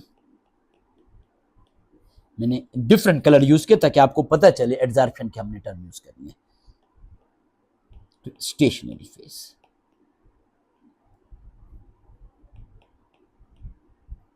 ये आपके पास आ गया। हाँ जी, ये क्वेश्चन मैं कह रहा था। इस क्वेश्चन में एग्जामिनर कह रहा है two isomeric X Y analysed किया proton spectrum, predict the number of peak. ये बच्चे बिल्कुल ठीक कर लेते हैं। केमिकल एनवायरनमेंट देखनी है, ये CH3 है और ये CH2 है, तो Y की हमारे पास 2 पीक, Z में ये CH3 एक जैसे हैं, ये CH2 एक जैसे हैं, 2 पीक। प्रॉब्लम यहां पे आ जाता है, स्प्लिटिंग पैटर्न। स्प्लिटिंग पैटर्न बहुत सारे बच्चे जो है वो इसमें सिंगलेट एंड ट्रिपलेट लिख जाते हैं, गलत है बेटा। आपके पास इसमें 2 सिंगलेट बनेंगे। क्या बनेंगे आपके पास? 2 सिंगलेट। क्यों? वाई 2 सिंगलेट, वो मैं आपको एक्सप्लेन करता हूं। एक चीज याद रखिएगा, आप यहां पे सोच रहे होंगे सर ये जो कार्बन है इसके एडजेसेंट कार्बन पे 2 हाइड्रोजन है, इसको तो ट्रिपलेट होना चाहिए। और ये जो रेड वाला कार्बन है इसके एडजेसेंट कार्बन के ऊपर 2 हाइड्रोजन है ब्लू वाले, इसको भी ट्रिपलेट होना चाहिए। ओके, क्या इन दोनों की केमिकल एनवायरनमेंट डिफरेंट है? Answer is no. क्या ये दोनों डिफरेंट केमिकल शिफ्ट बनाएंगे? Answer is no. If they have the same chemical shift value, वैसे अगर आपने ये कंसेप्ट डिटेल में नहीं पढ़ा मुझे बताइएगा, मैं NMR के ऊपर एक पूरी इस कंसेप्ट की डिटेल वीडियो बताऊंगा। अगर सेम केमिकल एनवायरनमेंट हो, they never effect each other. What mean by this, मैं आपको एक छोटी सी एग्जांपल देता हूं। अगर आपके पास सिंपल बेंजीन है, इसमें all 6 hydrogen atom have same chemical environment, इसकी सिंगलेट बनेगी। CH3 CH3 दोनों आइडेंटिकल एनवायरनमेंट वाले हैं, दे विल गिव सिंगलेट एक ही जगह पे। तो सेम केमिकल एनवायरनमेंट वाले एक दूसरे को इफेक्ट नहीं करते, तो यहां पे 2 सिंगलेट। हाँ, जब नेक्स्ट की तरफ आते हैं, ये CH2 इस CH3 की वजह से आपके पास क्वाड्रेट हो जाएगा और ये CH3 CH2 की वजह से आपके पास ट्रिपलेट हो जाएगा। तो यहां पे आपके पास आ जाता है ट्रिपलेट। अभी तक चैनल को लाइक नहीं किया तो आपका हक बनता है अभी तक, तो क्या ख्याल है? चलें जी, नेक्स्ट क्वेश्चन की तरफ आ जाते हैं। नेक्स्ट क्वेश्चन में एग्जामिनर हमें कह रहे हैं जी कि आपने यहां पे कंपेयर करना है, एसिडिक नेचर का 4 स्कोर का क्वेश्चन है। और क्वेश्चन में कौन कौन से हमें एग्जामिनर कंपाउंड दे रहा है? हमें वो दे रहा है bromo ethanoic acid, chloro ethanoic acid, simple ethanoic acid and this. अच्छा, बहुत सारे बच्चों को पता होता है कि chloro ethanoic acid is the strongest क्योंकि क्लोरीन हाईली इलेक्ट्रोनेगेटिव है, फिर ब्रोमो, फिर alcohol will be the least. लेकिन जब लिखते हैं तो बाज़ औक़ात कोई ना कोई चीज मिस कर जाते हैं, तो आई विल ट्राई माय बेस्ट कि मैं सारी की सारी चीजें आपको डिटेल में बताऊं। तो आपके पास सबसे पहले क्लोरो इथेनोइक एसिड, फिर आपके पास ब्रोमो इथेनोइक एसिड, फिर आपके पास simple ethanoic acid and then आपके पास इथेनॉल। पहले नंबर पे आपने लाजमी स्पेसिफाई करना है कि ये एसिड है और ये एसिड नहीं है, in actually it can not donate. Reason क्या है? रीजन यह है कि C double bond O electron withdrawing group है जो कि ओ एच के दरमियान बॉन्ड को पोलराइज करवाता है। बॉन्ड पोलैरिटी जब इंक्रीज होती है, बॉन्ड एनर्जी डिक्रीज होती है और हमारे पास सब्सटेंस इजीली हाइड्रोजन आयन देता है, ये इसका एनाइन ज्यादा स्टेबल होता है। तो हम यहीं से स्टार्ट करेंगे। हम कहेंगे कि हमारे पास C double bond O is electron withdrawing group increase bond polarity between OH bond weakens, ये वीक हो जाता है, एंड anion स्टेबलाइज्ड। ये तो हो गया हमारे पास एक चीज। अब हम यहां पे कहेंगे chlorine is more electronegative than Br। अब हमने इनका कंपैरिजन किया। Due to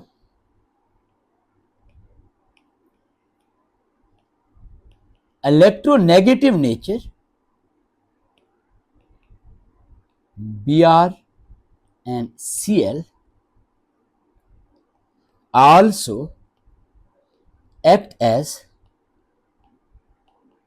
electron withdrawing group।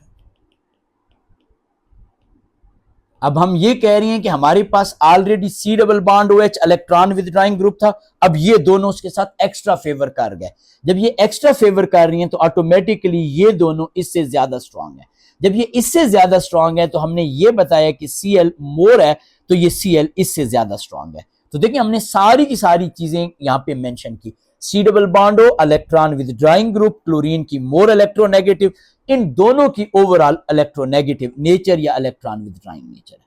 अब हम आखिर में आ जाते हैं अल्कोहल की तरफ। Due to positive inductive effect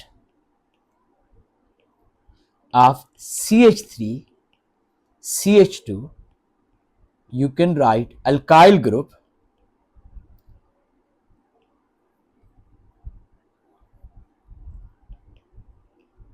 OH bond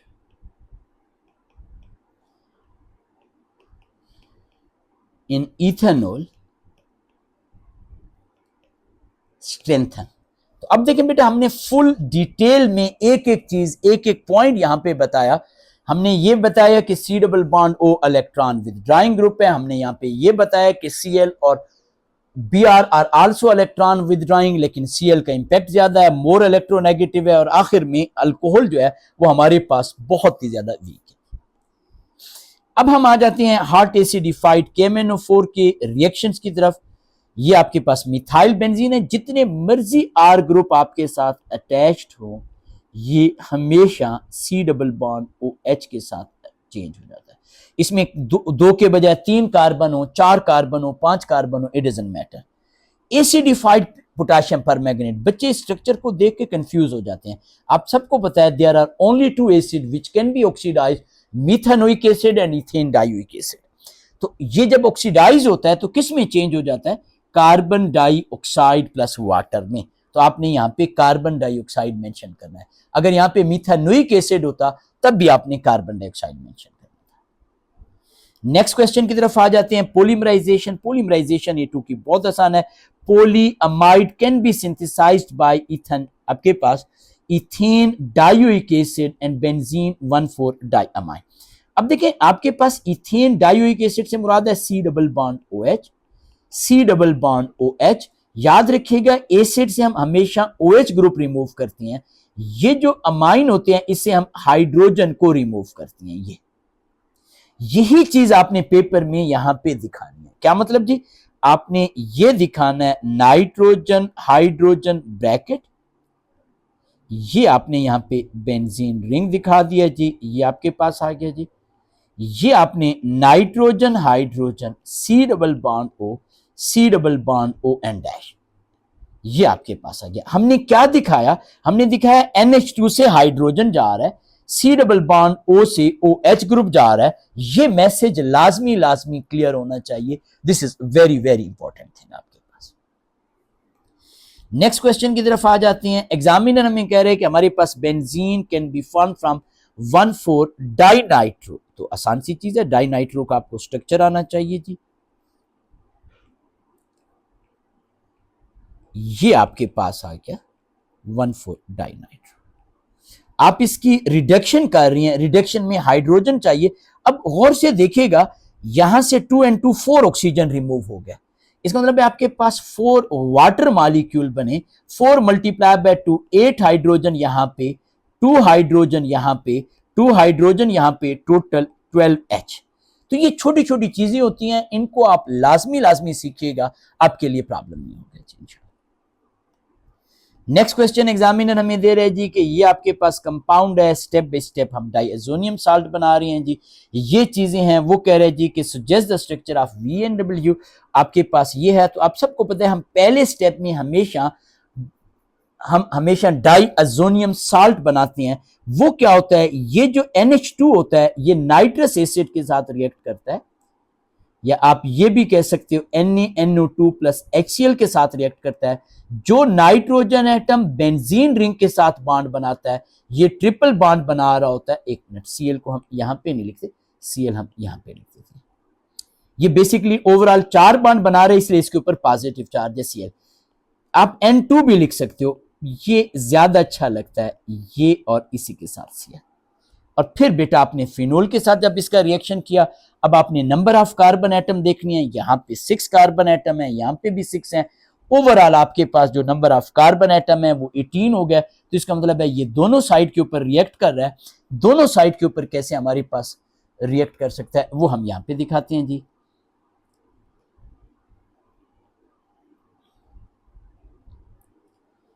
ये आपके पास आ गया बेंजीन रिंग। ये आपको पता है ना, ये डबल बॉन्ड में चेंज हो जाता है।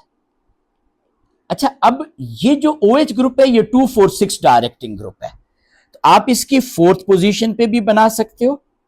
जरूरी नहीं है, बाज़ औक़ात बच्चे मार्किंग स्कीम देखते हैं और मैसेज कर रहे होते हैं सर मार्किंग स्कीम ने तो हमें 2 पोजीशन पे बना के दिया हुआ है, can we draw the structure at 4th position? Answer is yes, you can draw at the 4th position.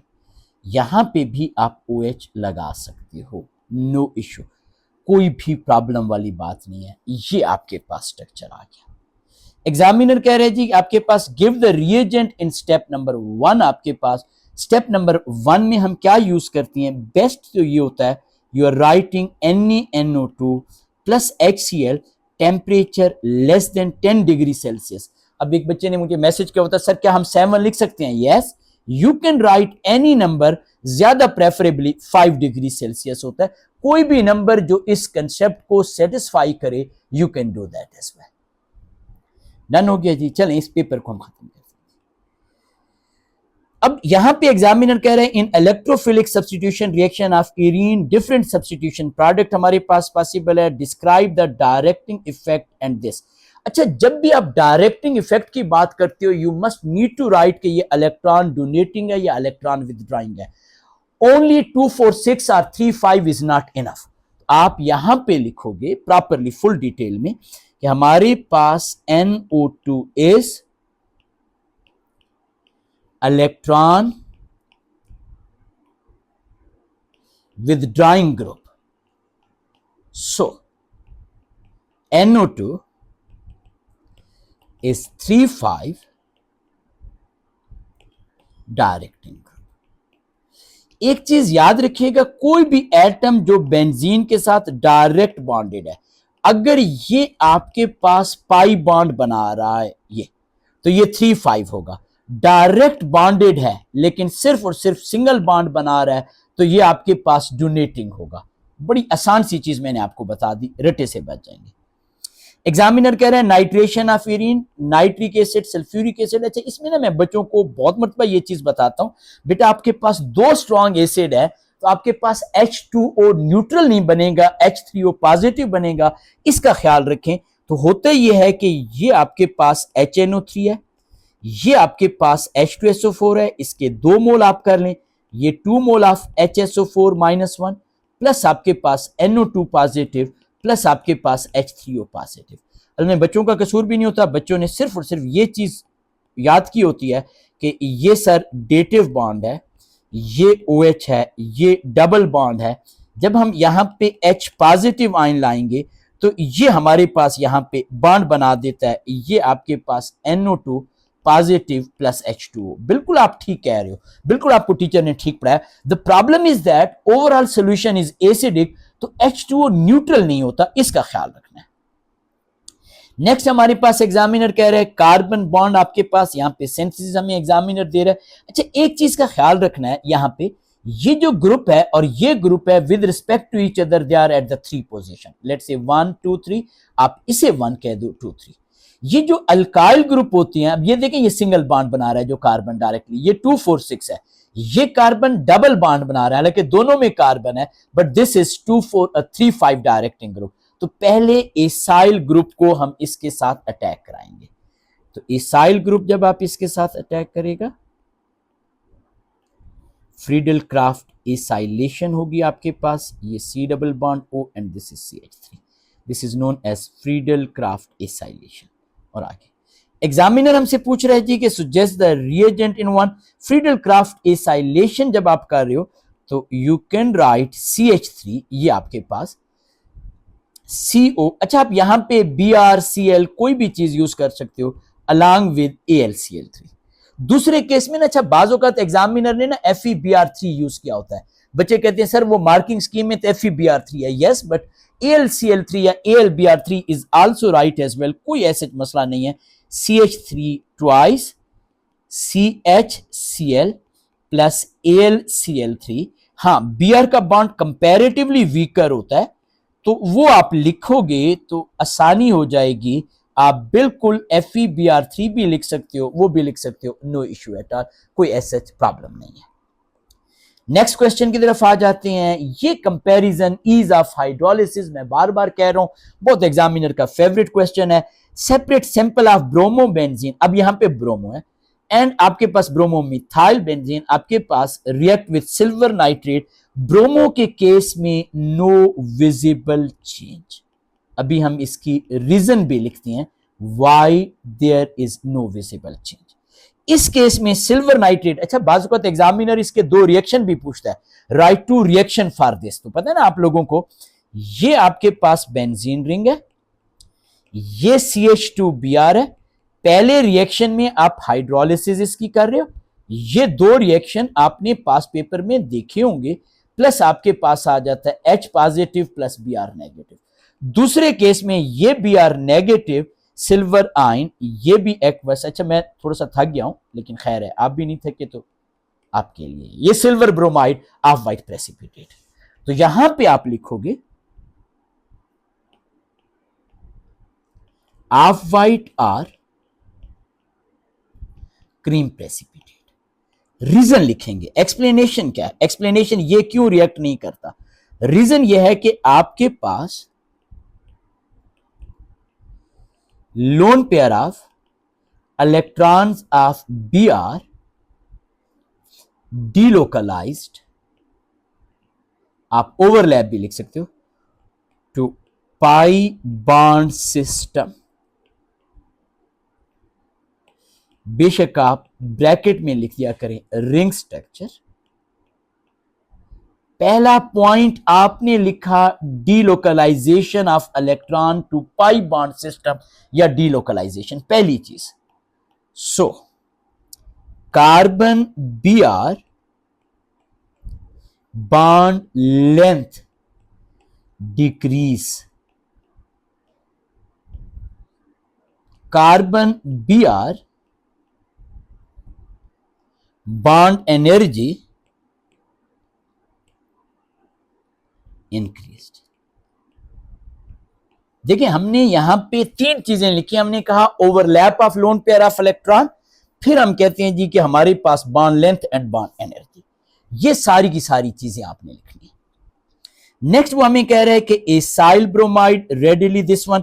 अच्छा, जब भी एसाइल हैलाइड के रिएक्शन आप लिखोगे तो वैसे तो नॉर्मली हमारे कोर्स में एसाइल क्लोराइड ही होता है, लेकिन ब्रोमाइड भी आ जाए तो कोई मसला नहीं। आप जब भी इसके रिएक्शन लिखोगे आपने हमेशा उन्हें न्यूक्लियोफिलिक एडिशन एलिमिनेशन लिखना है, उन्हें हाइड्रोलिसिस या बाकी नहीं लिखना। एग्जामिनर बहुत स्ट्रिक्टली इस चीज को फॉलो कर रहा है। आप क्या लिखोगे? न्यूक्लियोफिलिक, पहले एडिशन होती है, न्यूक्लियोफाइल ऐड होता है और फिर एलिमिनेट होता है, एलिमिनेशन। ये चीज लिखनी है। कंडेंस, अगर अल्कोहल होता ना एस्टर बनता तो कंडेंसेशन या स्टेरिफिकेशन नहीं लिखनी थी। ये रिएक्शन आपने लिखना है। ये देखिए, ये आपको मैं बता भी देता हूं। ये देखा ना, जिस तरह कार्बोनाइल कंपाउंड में हम लिखते थे पार्शियल नेगेटिव, ये आपके पास पार्शियल पॉजिटिव। ये curly arrow must start from centre of covalent bond और from lone pair of electron. तो इसका मतलब है हम यहां पे लोन पेयर ऑफ इलेक्ट्रॉन दिखाएंगे। एक minute, I am sorry,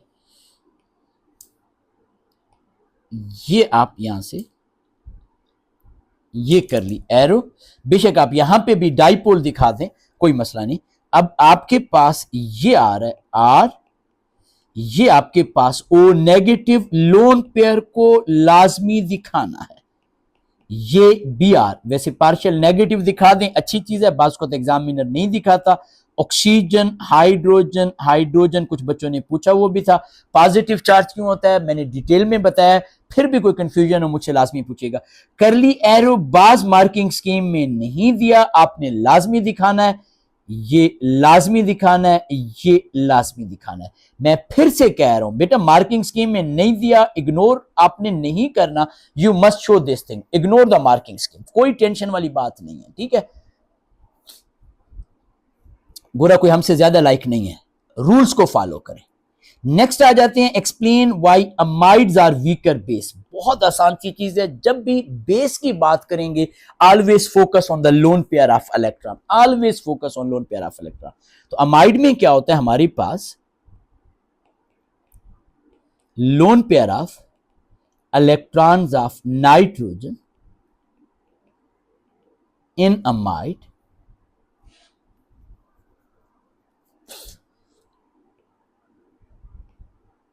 delocalized to C double bond O. So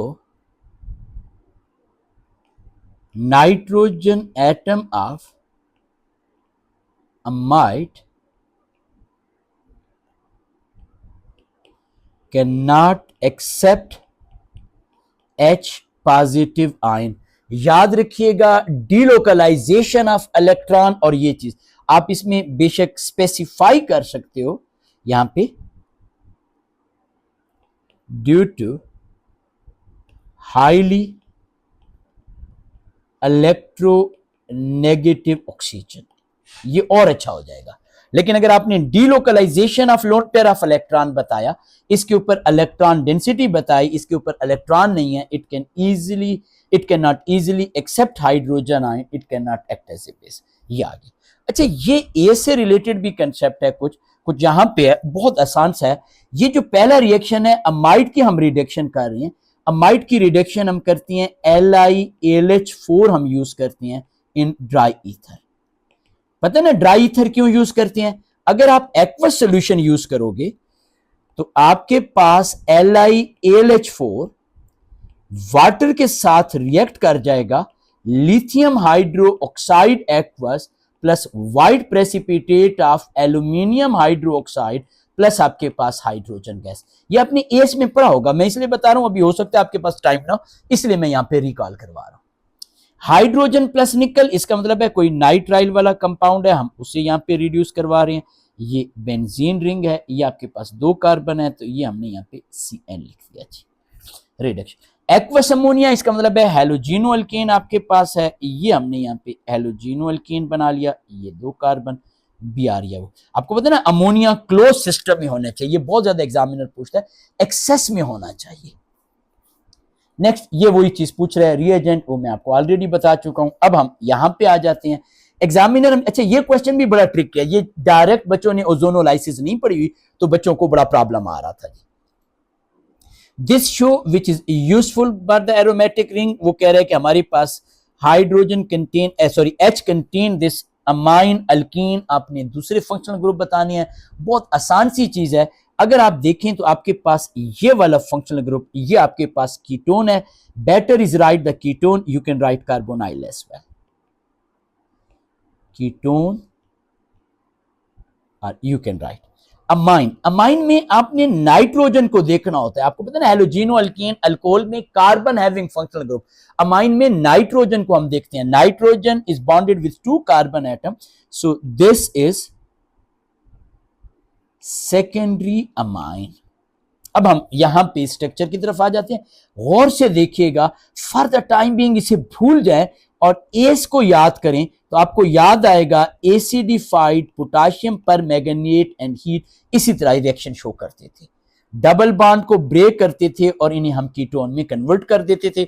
अगर यहाँ पे हाइड्रोजन होता, एक hydrogen carbon having double bond, तो ये कार्बोक्सिलिक एसिड, और 2 होते तो फिर वो, तो ये चीज आपके बड़ी काम आएगी। यहां पे आ जाते हैं रिएक्शन मैकेनिज्म। रिएक्शन मैकेनिज्म को गौर से देखें, ये ऑक्सीजन यहां पे बॉन्ड बना रहा है, इधर बॉन्ड बना रहा है और सिंगल बॉन्ड है। बॉन्ड कहां से शो करेंगे हम? लोन पेयर ऑफ इलेक्ट्रॉन से। ये आपके पास लोन पेयर ऑफ इलेक्ट्रॉन से यहां पे बॉन्ड आ गया आपके पास। अब ये कार्बन, ये वाला कार्बन बॉन्ड बना रहा है, तो हम यहां से इसकी तरफ बॉन्ड आ गया और ये ऑक्सीजन न्यूट्रल आ गया। ये हमारे पास तीसरा एरो, उसने कहा हुआ भी है draw 3 curly arrows, we did the same thing, ये आपके पास आ गया। डन हो गया जी। चलें अब हम आ जाते हैं आखिरी पार्ट की तरफ। इट्स वेरी वेरी इजी, इसलिए मैंने आपको कहा कि हार्ड कंसंट्रेटेड KMnO4 को रिकॉल करें। ये जो कार्बन है इसे मैं यूं लिख देता हूं C डबल बॉन्ड O, इसके साथ एक साइड पे CH3, 1 2 3, एक CH2, दूसरा CH2, तीसरा CH2, ये C डबल बॉन्ड O और इसके साथ CH2 and CH3। Hard concentrated KMnO4 को रिकॉल करें तो हम इन ऑक्सीजन्स को हटा लेते हैं जिन्हें मैंने ये शेडेड किया हुआ है, ये, और इनके दरमियान हम डबल बॉन्ड बना लेते हैं। तो आपके पास स्ट्रक्चर बन गया, आपने दोबारा से उसी तरीके से इसका रिएक्टेंट बना लिया। साइक्लिक कंपाउंड है, आप लोगों ने साइक्लोहेक्सीन की भी इस तरीके से वो किया होगी। ये आपके पास डबल बॉन्ड, ये एक कार्बन, ये आपके पास सेकंड कार्बन, ये थर्ड कार्बन, ये आपके पास इन 2 में से एक कार्बन एटम एक के साथ अटैच्ड है, एक 2 अल्काइल ग्रुप के साथ अटैच्ड है। ये आपके पास आ गया। थैंक यू वेरी मच, आपके लिए